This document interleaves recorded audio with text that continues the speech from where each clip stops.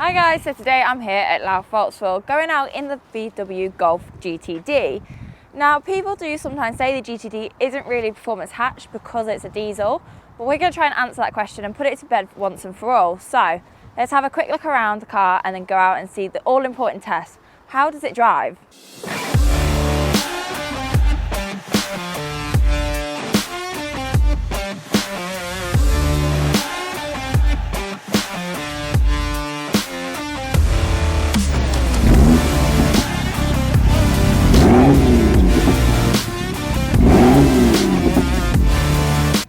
The Mark 7 VW Golf GTD also stands for Gran Turismo Diesel and is a diesel version of its counterpart, the GTI.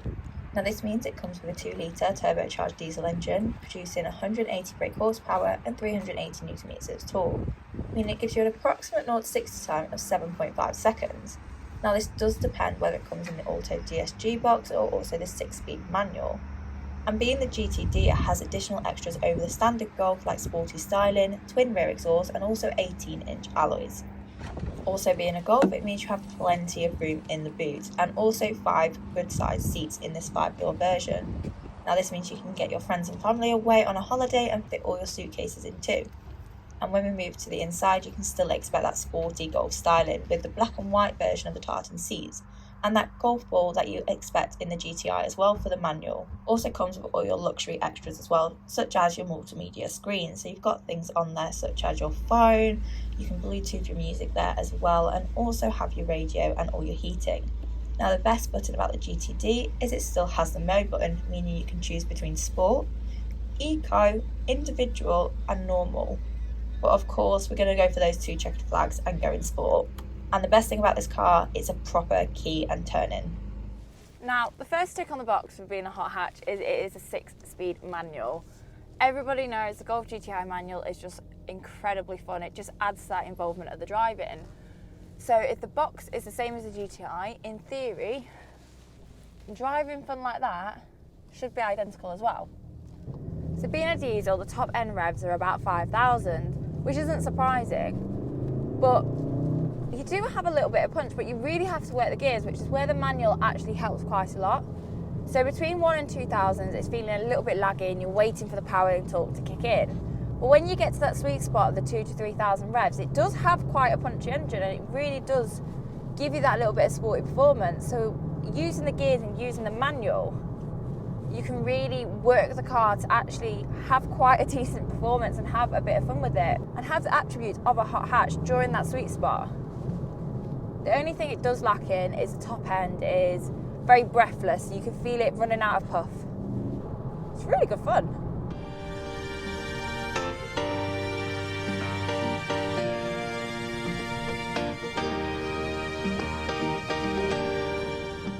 It really makes you learn the characteristics of the car and where it performs well, where it doesn't, which I think makes you a better driver because you learn more about the car. You're not just letting the car do all the hard work, you're really having to have that involvement.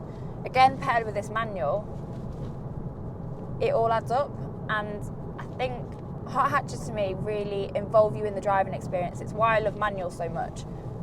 Like, yes, it's diesel, yes, it's laggy, but if you drive it right, it's really good fun. Now, everybody knows diesel really shines out because of their torque. This has 280 pound-feet of torque, which is very similar to what the actual Golf R is. So when you are getting that 0 to 60 acceleration, it does feel a little bit quicker than what it actually suggests. With the GTD, because we have things like speed limits and obviously the safety of the main roads, we are very limited when we do have a petrol performance car because we can't use the full potential. Now, with a GTD, because it does get quite breathless at the top and you're playing around with the gears a lot, it does mean on British roads, you can have a lot of fun with them without actually being worried that you're going to break the limit. Now, you can really feel that front end trying to dig in when you're going around a corner or around a roundabout with a little bit more speed. And that's because it's got something very, very clever. So it has what VW call its XDS Plus system. Now what that actually is an electronic limited slip diff cum torque vectoring system. And what that means is when you're going around a corner with a bit more speed, it puts the brakes on that inner wheel at the front. Now the system is actually a lot clever than you think, because as well as putting the brakes on the inside wheel, it's also pushing torque to the outside wheel at the front. It means it's enabling the car to get round that corner at that speed. And this is what I mean by car technology nowadays is fascinating, really. How the car knows to be telling the wheels and the power to be doing this. It is really fascinating. A lot of people slate diesels, and it's always petrol because you've got no nice exhaust noise, you've got no nice engine sound, you're lacking that bit of punchy acceleration. But if you're looking for a daily car that you can still have fun with, I think a GTD manual is actually one of those cars. It's built upon a really good chassis. VW know what they're doing in terms of the Golf R and the GTI, so it's stealing bits from that. But you get your miles per gallon in this. What are we getting? Let's have a look. Okay, so what I've just discovered is, even though it's diesel, and people may argue it's not a performance car, it has an inbuilt lap timer on the driver's dash. What more do you need to know? That's it, review over, review done. So, getting a bit distracted trying to find what the average consumption was with the lap timer. But saying that, it's got a lap timer and it still will do 48.2 average consumption, which, if you're doing loads of miles, especially motorway miles, the way fuel prices are going, you kind of do need something that's a little bit more economical.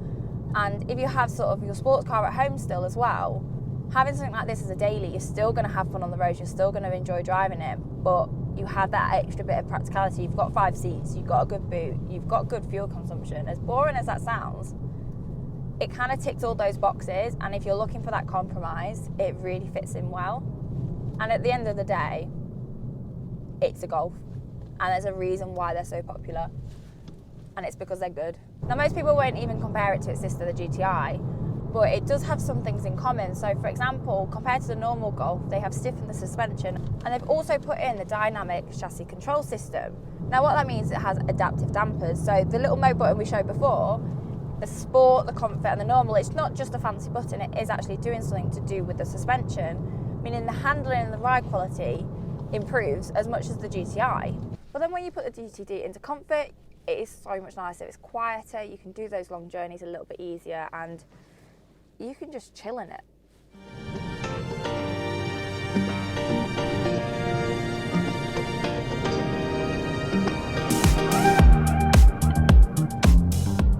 Now, this one in particular, it sat on 53,000 miles, which for a 14-plate diesel is absolutely nothing. That's so easy for them. I mean, diesel Golfs can run up to 200,000 miles plus with the right care and servicing history. Now, with all that in mind, this one in particular is going for just under 15,000, which might sound like a lot, but it's low mileage.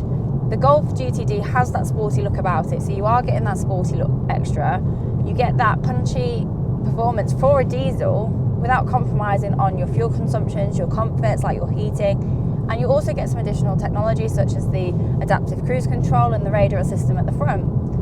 So it's a win-win, really. Now, the one thing I do quite like but also makes me a little bit nervous on these VWs is the auto hold. So you don't have to put the handbrake on or anything, but when you're stationary with the brake on, if you take it off, you don't roll. But I'm kind of on edge waiting for it to roll. I'm going to keep my foot on the brake just to be sure. I don't quite trust car technology yet. Kind of don't like being taken away from being the driver. Very clever though, very, very clever.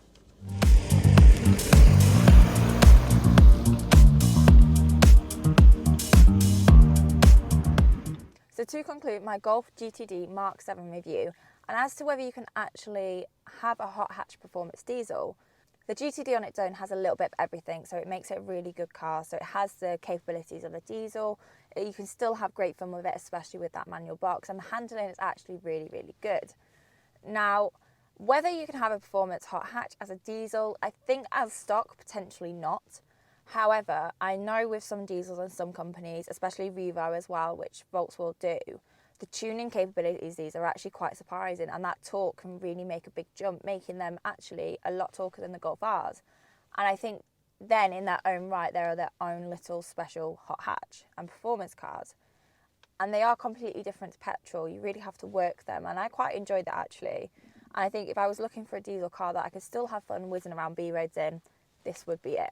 So there we have it. A massive thank you to Louth VolksWorld for inviting me down today to have a go in the GTD.